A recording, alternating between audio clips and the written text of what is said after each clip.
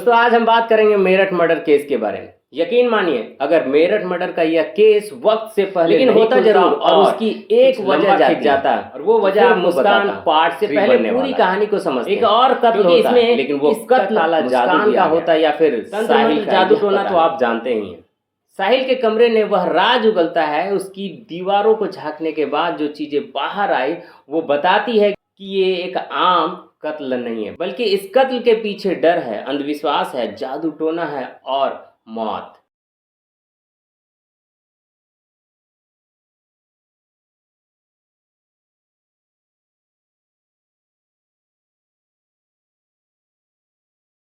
और जिंदगी को लेकर खौफ भी है।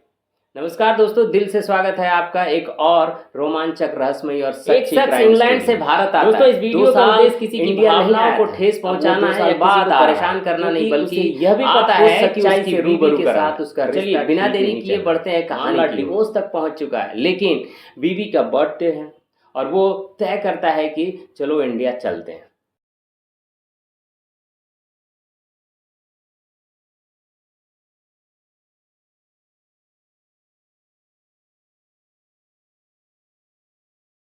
25 फरवरी को बर्थडे होता है। 24 फरवरी को दिल्ली में वो लैंड करता है और फिर दिल्ली से मेरठ पहुंचता है अपने घर, जो कि लगभग इधर 2 घंटे की दूरी पे है। शायद अब कुछ से उम्मीद थी कि क्या पता वो तो बीवी के साथ चुकी थी, नवंबर से ही बीवी साहिल से अलग हो जाए और कत्ल करेगी। लेकिन इस प्लान में अकेली सिर्फ मुस्कान नहीं थी बल्कि मुस्कान का साथ ही उसका प्रेमी साहिल भी था। साहिल और मुस्कान की पूरी कहानी सामने आई।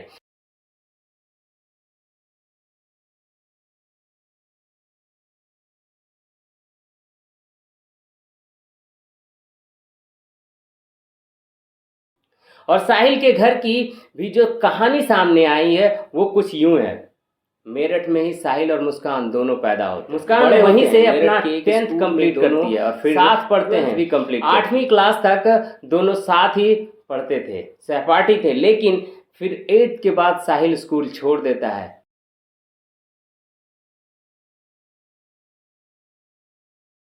साल 2016 आता है। धीरे धीरे स्कूल छूटने के बाद मुस्कान और साहिल की मुलाकात बंद हो जाती है। 8वीं क्लास में जाहिर सी बात है दोनों बच्चे थे, इस मोहब्बत जैसी कोई बात थी नहीं, लेकिन साहिल के दिल में कहीं न कहीं मुस्कान बसी हुई थी। 8 के बाद दोनों अलग हो गए थे, बिछड़ गए थे, कभी आमना सामना हुआ नहीं था। वक्त बीतता गया, दोनों बड़े हो गए।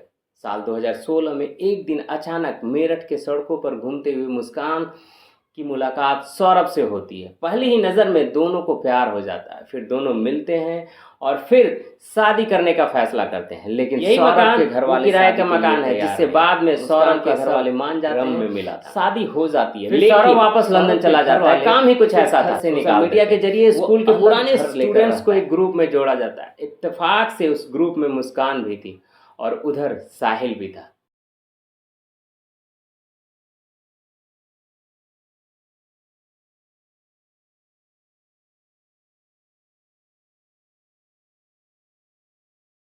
साहिल ने मुस्कान का नाम देखा और पहचान लिया। मुस्कान ने भी साहिल का नाम देखा और वह भी पहचान गई। अब मुस्कान साहिल को देखकर अट्रैक्ट हो गई। ग्रुप में थे तो नंबर एक्सचेंज हो गए और फिर बातचीत शुरू हुई और फिर जो आसपास रहते थे वो मिलने लगे। एक दिन गेट टुगेदर हुआ। उस मुलाकात के बाद यह रोज का सिलसिला बन चुका था। अब मुस्कान अकेली नहीं थी, पति बाहर रहता था। मुस्कान को यह कमजोरी आना जाना शुरू हो गया। इसी दौरान फिल्म आई डीजे, जिसमें पुष्पा वाले अल्लू अर्जुन अपनी माँ से बहुत प्यार करता था।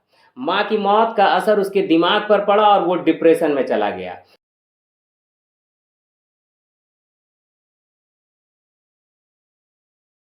इस फिल्म में दिखाया गया था कि विलेन का बेटा जो 20 साल से मरी हुई माँ से बात करता था। मुस्कान ने भी वही हथियार अपनाया। उसे साहिल का कमजोरी मिल चुका था।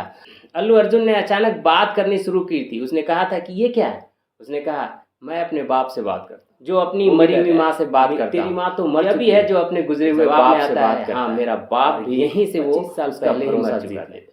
अब यही काम मुस्कान ने साहिल से लगता है कि मैं अकेला। मुस्कान को मालूम था कि साहिल अपनी माँ से बात करता है।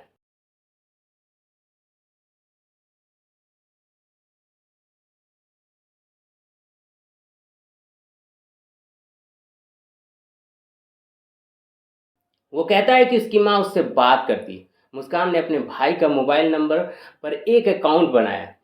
अब वो सचमुच साहिल के उस अकाउंट पर मैसेज करने लगी, जिसे साहिल अपनी माँ का अकाउंट समझता था, जबकि लिखता खुद था। और अब उस पर लिखने लगी माँ बनकर मुस्कान। मतलब एक प्रेमिका सोशल मीडिया पर उसकी माँ बन गई थी। धीरे धीरे उसने मुस्कान लिखती है, मुस्कान ने चंगुल में ले लिया था। वो तेरा अब साहिल को यह लगने लगा कि उसकी माँ, जिसे वो बेइंतहा प्यार करती है, दुख मत देना, मुस्कान की जो वो कहती है उसे मानना।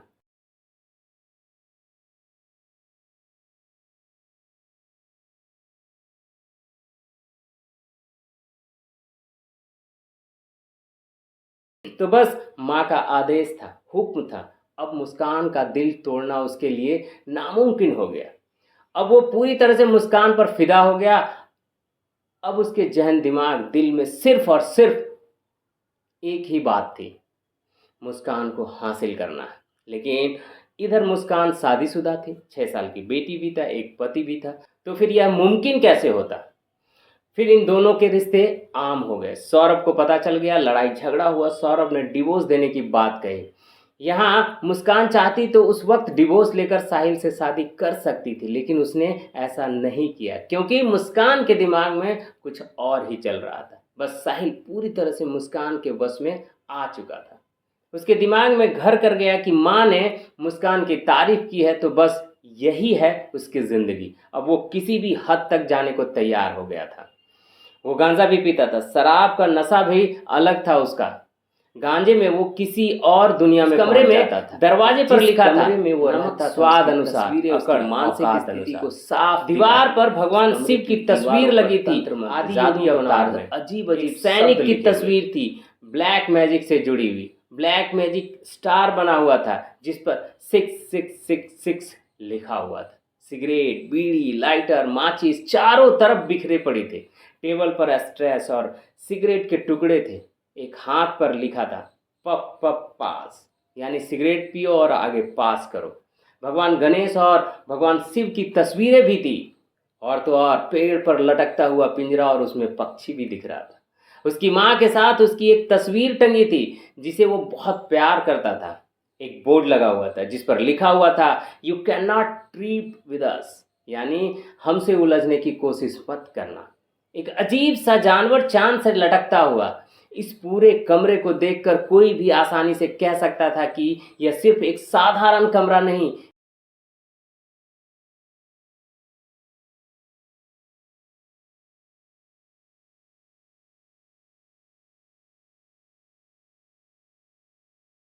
यह पूरा तंत्र मंत्र, जादू टोना, मानसिक उलझनों और गहरे डर से जुड़ा हुआ एक अड्डा बन चुका था। अब यहाँ तक तो कमरे की बात हो गई। माँ गुजर चुकी थी, लेकिन साहिल को लगता था कि उसकी माँ उससे बात करती है। उधर मुस्कान माँ बनकर उसे और भी भड़का रही थी। अब तो पूरी तरह मुस्कान के गिरफ्त में था साहिल। अब साहिल के लिए सिर्फ एक ही मकसद बचा था, मुस्कान को हासिल करना। और अब वो प्लान बनाने लगा। लेकिन उधर मुस्कान क्यों डिवोर्स देने के बजाय, मुस्कान सवाल का जवाब के साथ इस प्लान में उसका साथ क्यों देने के लिए खुद डिवोर्स मांग रहा था। मतलब वो खुद कह रहा था कि तुम हट जाओ मेरी जिंदगी से, ये सब चलता रहा, करना है तुम करो। अब जब सौरभ को मारने की बात आई तो मुस्कान और साहिल इसके लिए पूरी तरह से तैयार थे। लेकिन यहीं से तंत्र मंत्र और जादू टोने की असली कहानी शुरू होती है।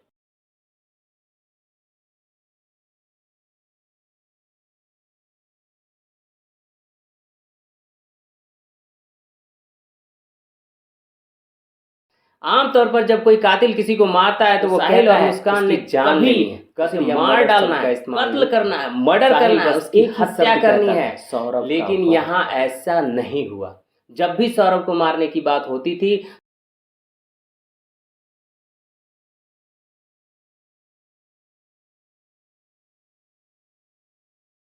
अब वध शब्द का मतलब होता है कि किसी को खत्म करना, लेकिन एक अलग मायने में। यह शब्द आमतौर पर क्राइम के लिए इस्तेमाल नहीं किया जाता, लेकिन साहिल के दिमाग में यह हावी था, क्योंकि तंत्र मंत्र, जादू टोना, अंधविश्वास, डर और भय के जाल में पूरी तरह से वह फंस चुका था। यही वजह थी कि इस कत्ल को लेकर कुछ और अजीब चीजें भी हुई, जिससे मेरठ पुलिस भी शुरू में उलझ गई। पहली बात, आमतौर पर जब लाश को ठिकाने लगाना होता है तो कातिल टुकड़े करता है। लाश को बैग में डालने के लिए उसे छोटे छोटे हिस्सों में काटा जाता है। सर को धड़ से अलग कर दिया जाता है, हाथ पैर काट दिए जाते हैं ताकि बॉडी छोटी हो जाए और उसे ठिकाना लगाने में आसानी हो। लेकिन यहाँ ऐसा नहीं हुआ। एक बड़ा सा ड्रम था, पूरी बॉडी उस ड्रम में ठूसी जा सकती थी। फिर भी साहिल ने सिर को धड़ से अलग किया। दोनों हथेलियां काटी गई। फिर हथेलियां ही क्यों? दोनों हथेलियां काट दी, सिर्फ हथेलियां। अब सवाल ये था कि सिर्फ हथेलियां काटने का क्या फायदा, उस पर भी खंजर पर हाथ रख कर वार करना था। दूसरी बात, साहिल ने मुस्कान से कहा, यह भी एक राज था, तुम ही करोगी। अब कत्ल करना था, लेकिन पहला वार वही क्यों?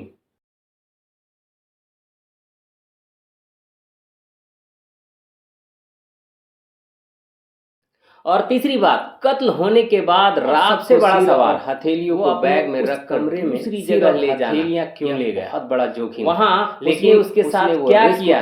बैग में सवाल थे, हथेलियां का जवाब मेरठ ने घर ले गया मिल रहा था। लेकिन जब पुलिस उसके कमरे तक पहुंची,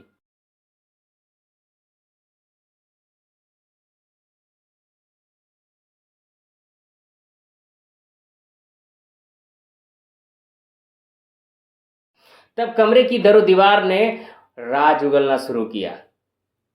तब पता चला कि यह सिर्फ कत्ल नहीं था, यह तंत्र मंत्र, जादू टोना, अंधविश्वास, डर, मानसिक विकृतियों का निचोड़ था। और इस पूरे खेल में सबसे बड़ा रोल किसका था? मुस्कान का था, क्योंकि मुस्कान जानती थी कि साहिल की कमजोरी क्या है। वो जानती थी कि साहिल अपनी माँ से बात करता है, तो उसने माँ बनकर उसे कंट्रोल किया, बिल्कुल वैसा ही जैसे डीजे फिल्म में हुआ था।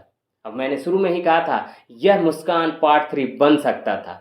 अगर आप क्यों नहीं माँ के पास चले जाते हैं, तो उसके फिर क्लाइमेक्स में विलेन का बेटा आखिरी सीन में अब यहाँ भी कुछ यही कहता है कि मेरे पापा यहाँ मुस्कान माँ बनकर साहिल को वही सब कह रही है। उदास साहिल मुस्कान से शादी करना चाहता था क्योंकि माँ यही कह रही थी, लेकिन मुस्कान के दिमाग में कुछ और चल रहा था। मुस्कान को शादी करनी ही नहीं थी।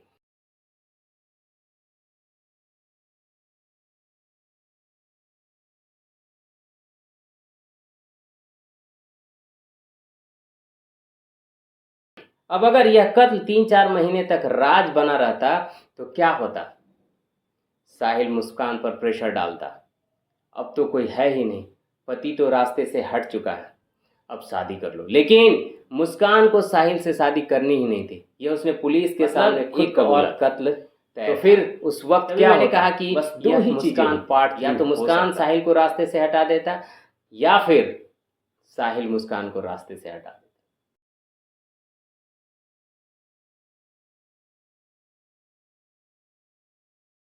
लेकिन भेद खुल गया और दोनों पकड़े गए और कहानी वहीं खत्म हो गई। लेकिन यह कहानी कितनी अजीब थी। एक लड़की फिल्म से आइडिया उठाती है, एक लड़के को ब्रेन वॉश करती है, उसके दिमाग में एक भ्रम डालती है, लड़का माँ से प्यार करता है और नशे में किसी और दुनिया में चला जाता है। अंधविश्वास, तंत्र मंत्र, जादू टोना और एक फिर कत्ल हो जाता है।